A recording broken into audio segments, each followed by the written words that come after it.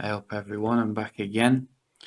I want to do a quick comparison review between the good old Nexus 5 and the Xperia Z2, which are quite high-end handsets. Obviously the Z2 being the more premium device in terms of its cost as well as its features, but I wouldn't count out the Nexus 5 just yet. It's still under a year old and still very relevant in the Android space. But can the Nexus 5 compete with the Z2 on any level? We can have a look. I think one area where the Nexus 5 does feel better than the Z2 is in terms of the in terms of the hand feel, like in hand ergonomics. It feels a lot more comfortable in the hand than a lot of devices, in fact, thanks to this soft touch kind of rubbery material over it. Whereas the Z2, while it's an improvement over the Z1, which was quite not ergonomic, it still feels a bit sharp around the corners and a bit unmanageable with one hand. I think if you've got big fingers, then it's not going to be too much of a problem, but I think the Nexus 5 is definitely the more ergonomic device. It feels more rounded as well around the sides, which gives it that nice, comfortable feel when it's across your face. But it's not to say that the Z2's terrible or anything. I just think that in terms of ergonomics, the Nexus 5 is your best bet.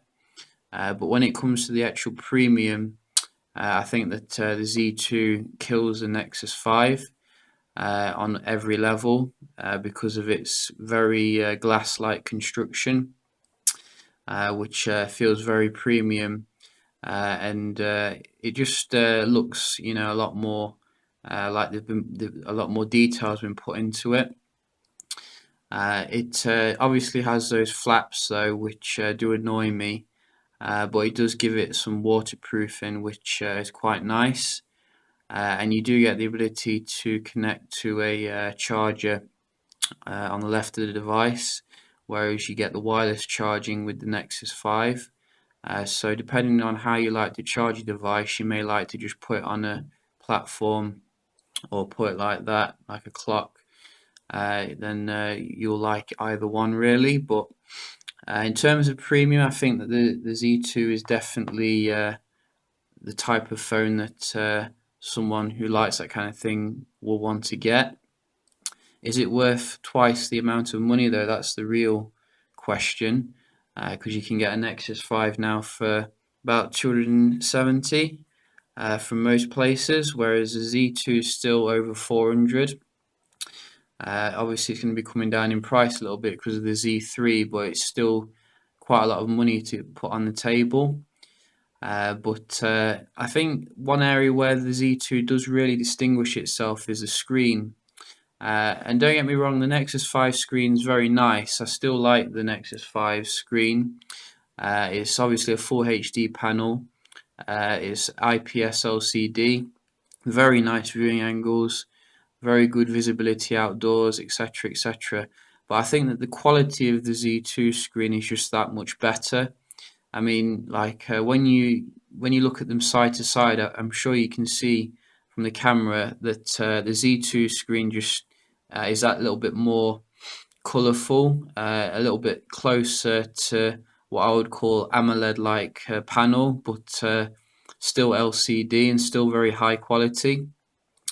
They both, as I said, have very good viewing angles, but I think that the Z2's is that little bit better. As you can see, some washing out there on the Nexus 5, whereas going right to the sides of the Z2, it seems to stay very accurate in terms of the colours.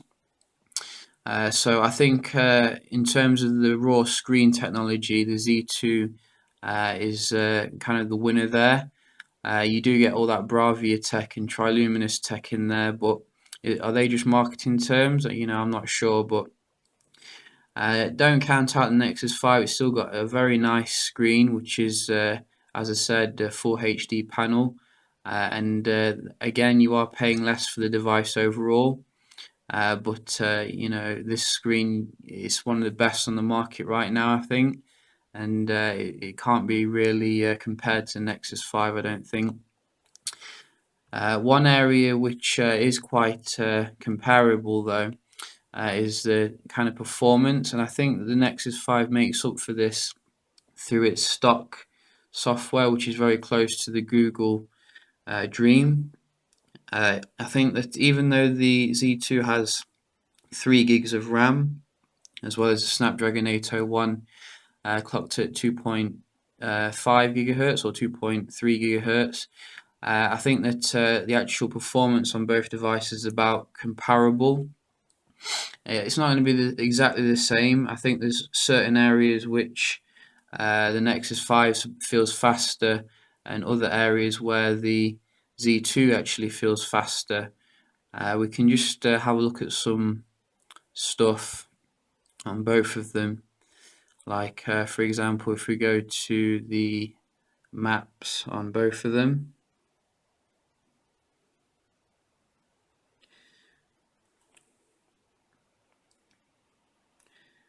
and then see if we can get up a street view.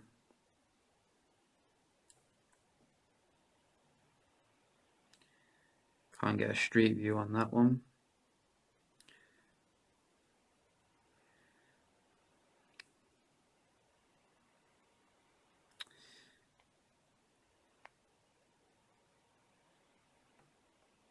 There we go. So doing something like navigating around on the street view, to be absolutely honest, it feels very comparable across both devices. I can't really notice much in terms of responsiveness. In fact, the Nexus 5 probably feels a little bit more responsive, although it could be that there's more data being used on the Z2.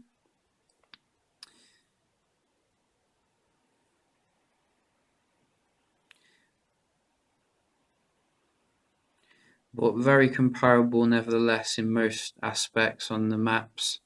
But we can try going into certain apps just to see how both of them handle it, such as Hot UK Deals.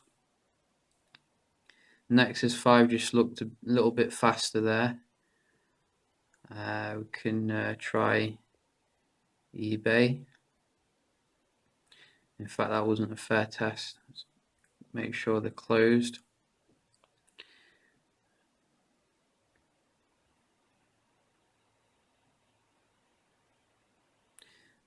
So very head-to-head there. I didn't even actually see which one won.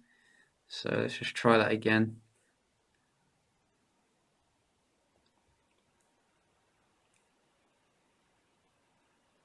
Looks like the Nexus 5 won there again. So seems that Nexus 5 can still hold its own against these killer devices coming out.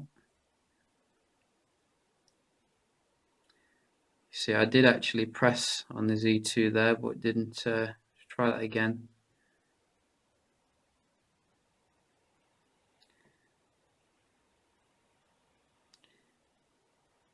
I think the Amazon on the Nexus 5 seemed to come up quicker there again, which is quite strange. We'll try LinkedIn.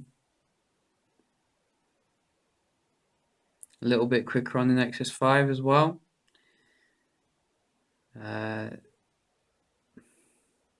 How about let's get rid of the Play Store.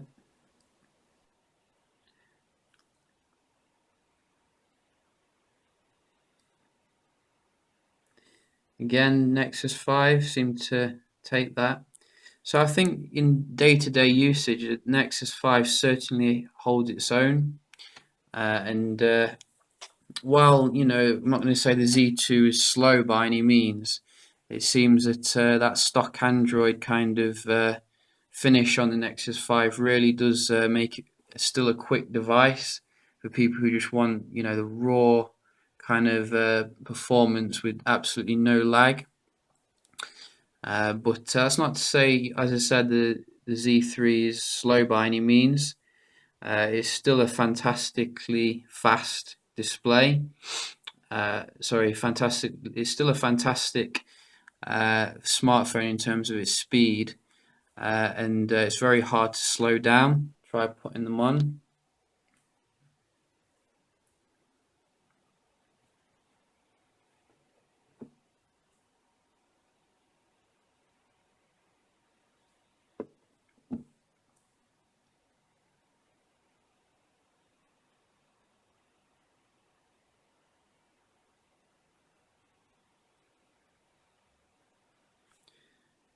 Looks like the Nexus 5 wins there.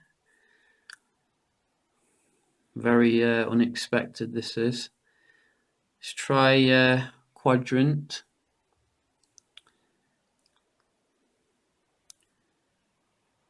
I swear my eyesight's not as good as it used to be. I can't seem to see anything. There it is.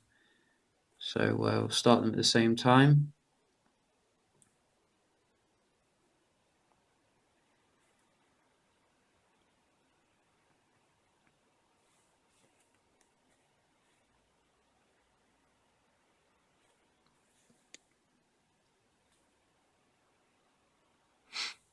Looks like the Z2's definitely making use of its Snapdragon 801 here.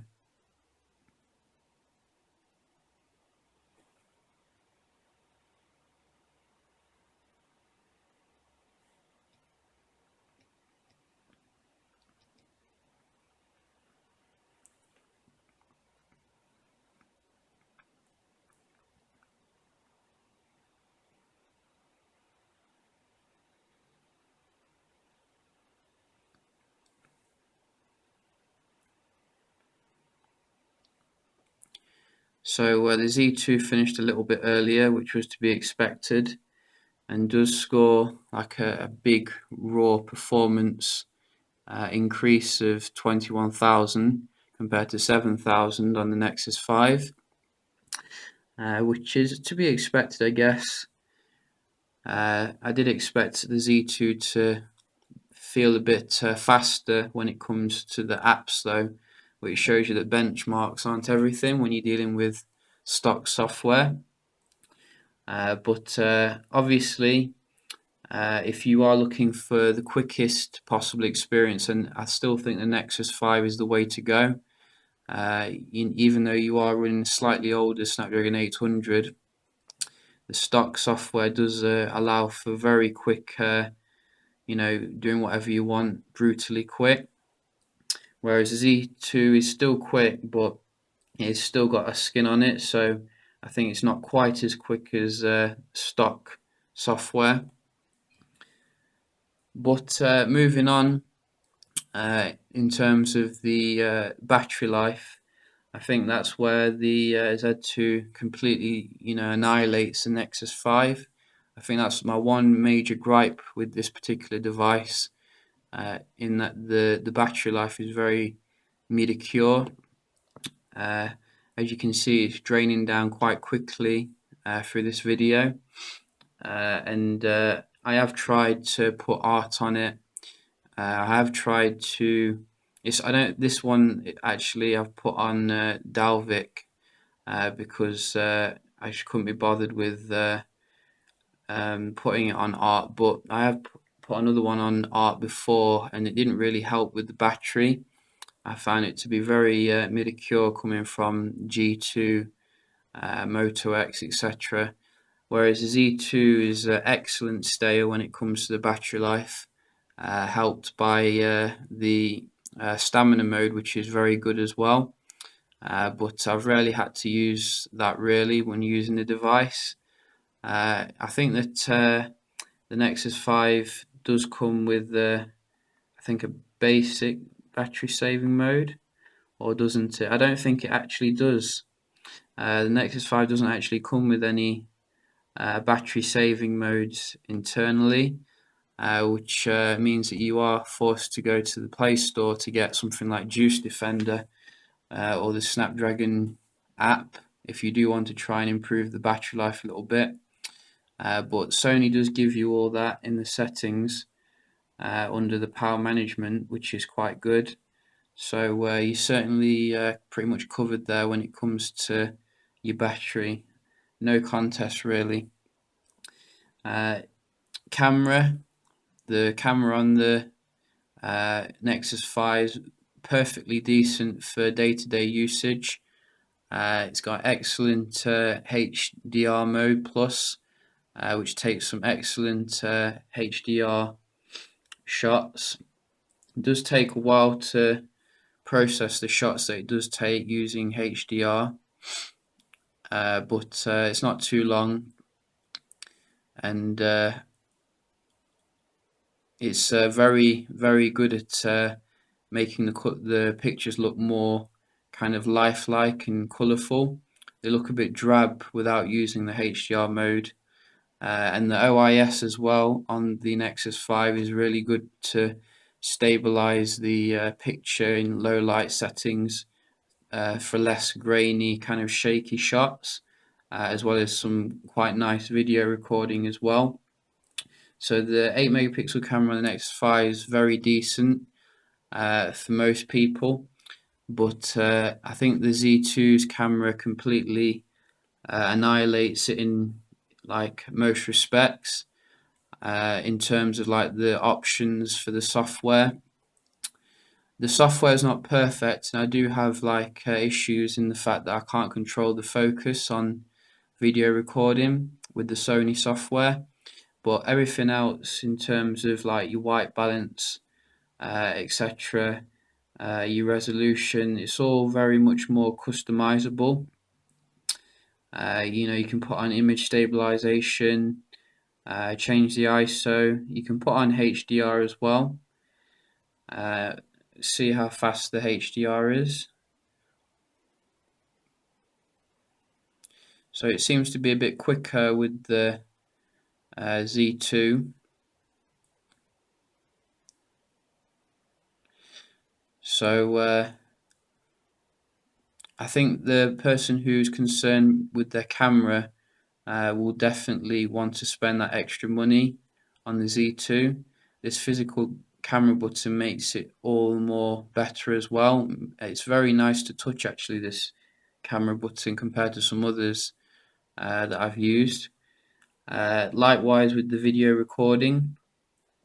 Don't know why they put on this kind of weird zoomed in type of mode, but you can turn that off by turning off steady shot.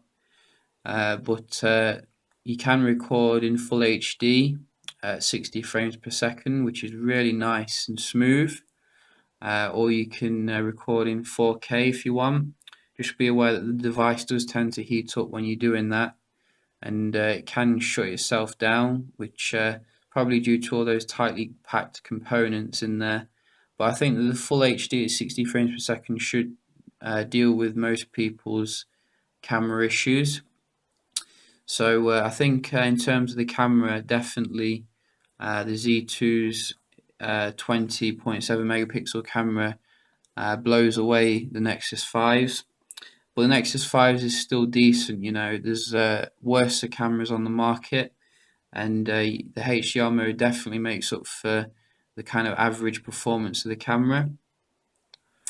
In terms of the essentials of what you get with each device, I did mention that you get waterproofing, so you can take this in the shower or in like a pool party with you and not worry about it getting water damaged. You can't do that on the Nexus 5, unfortunately.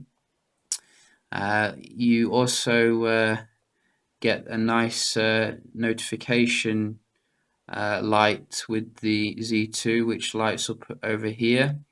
I don't think you get one with in fact you do get one with the Nexus 5 that comes on at the bottom, but I don't think it's quite as attractive as the one on the Z2, which kind of looks like something out of Knight Rider. It's also more customizable as well using the LED app on the Play Store. So You also get micro SD expandability, obviously, through one of the flaps. I think that can go up to 128 gigs. Very nice if you like to carry your storage around.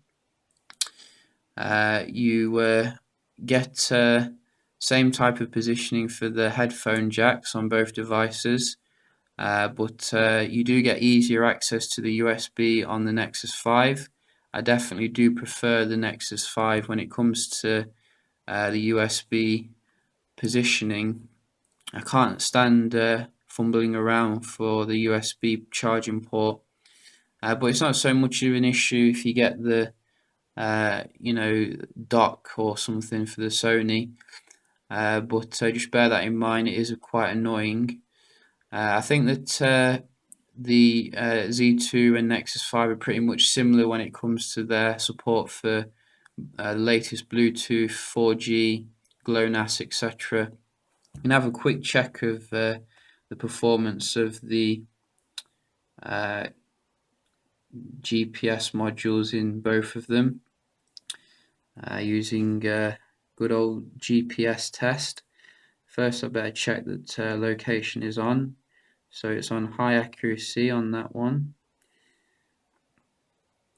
and high accuracy on that one.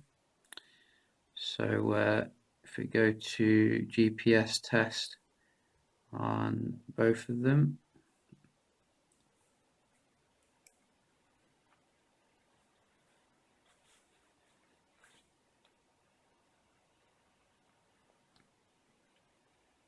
so it looks like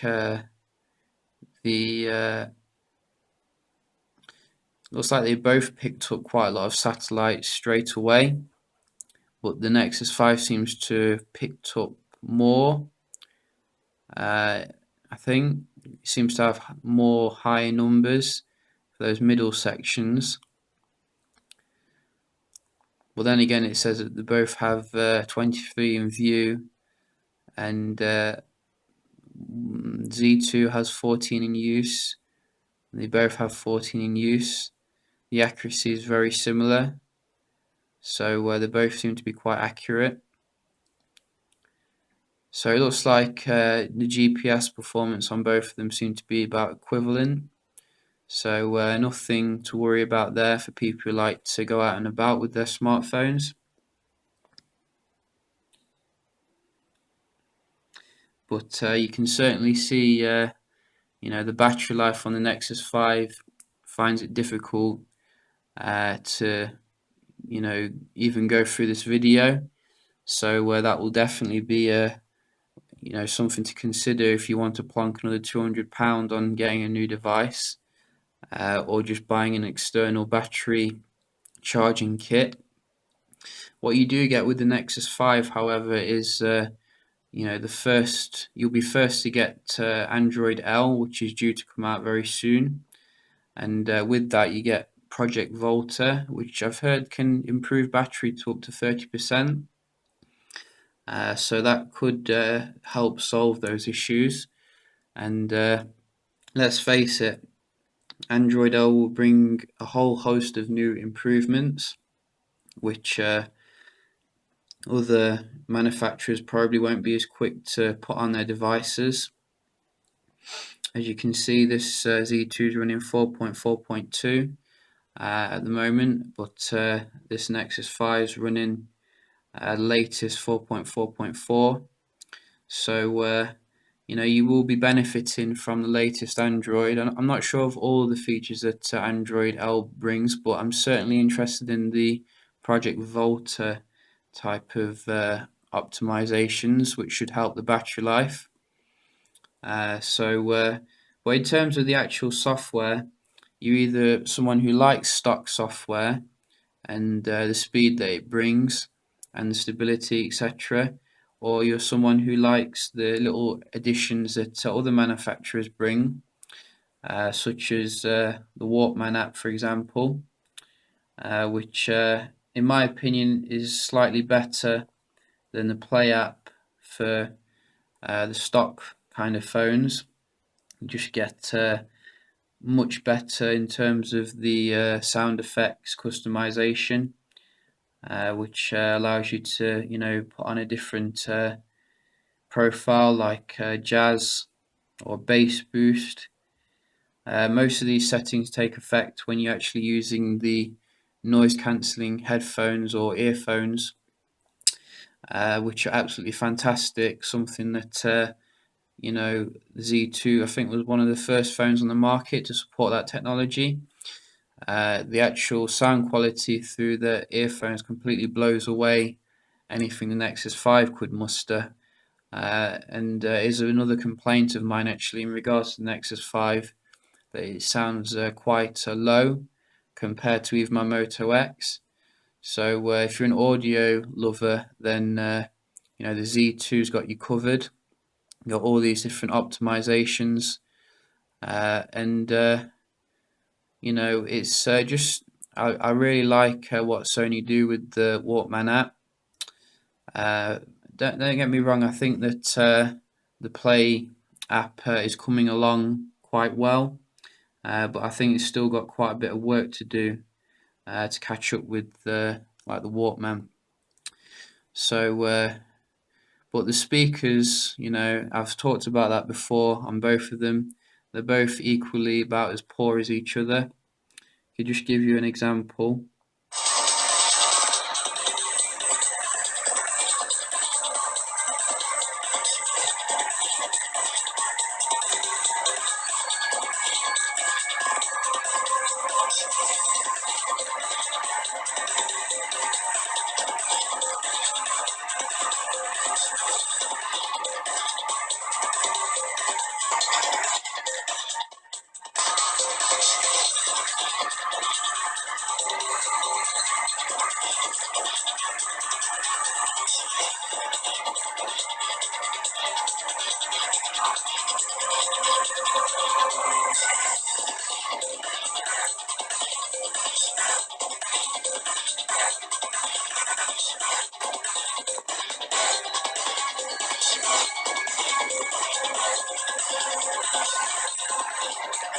So you can play with the settings a little bit as much as you want, but you can't really detract from the fact that the speaker just sounds very poor. And I'm not even going to bother with the Nexus 5 speaker because that just sounds about equivalent. So, I think that is a common weakness with both devices. But the Sony Z2 definitely makes up for it through the earphones with excellent sound quality. I'm not going to be disappointed there. Nexus 5, very average, mediocre music experience in my opinion. To me, I even prefer the Moto X, really. But other things on here like the PlayStation app, etc., could be useful, could be seen as bloatware. There's a lot of stuff on there. I think it just depends on you, really, how involved you are with the Sony ecosystem. Personally, I do like more of a stock interface myself, and that is what draws me to something like the Nexus 5 or Moto X. So I think that area though is quite subjective, but I think ultimately when you're looking at buying one of these, you have to ask yourself, do you want like the best camera and best battery life and the best music experience on a phone? If so, then you're going to have to pay that premium because you're not going to be satisfied with the Nexus 5, in my opinion. But if you're just looking for a no-nonsense phone with fast updates and decent all-around performance, then the Nexus 5 is still an excellent choice. And it's still, in my opinion, that little bit faster than a lot of these newer devices thanks to that stock software. So yeah, food for thought there. If you enjoyed the video, then I hope you thumbs up it or subscribe, and I'll be back again shortly. Cheers.